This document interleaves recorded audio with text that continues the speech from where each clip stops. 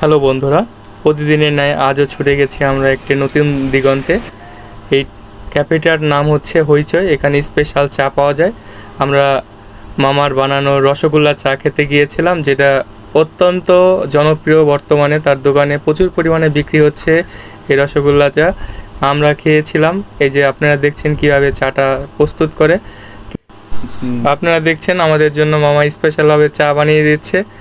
যখন সে আসলে বুঝতে পেরেছে যে আমরা আসলে একটু ভিডিও তৈরি করতেছি, তখন সে আরও কেয়ারফুলি আমাদের জন্য চা বানাচ্ছিল।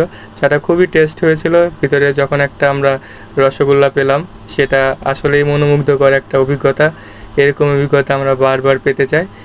আসলে এই দোকানে অনেক ভিড় হয়, মানুষ প্রতিনিয়ত আসছে এই রসগোল্লা চা খাওয়ার জন্য। এটার দাম বেশি না, মাত্র 40 টাকা। আসলে টাকা অনুযায়ী বলবো স্বাদটা অনেক ভালো ছিল এবং আপনারা চাইলে এটা ট্রাই করতে পারেন। মালাই রয়েছে এর ভিতরে, রসগোল্লা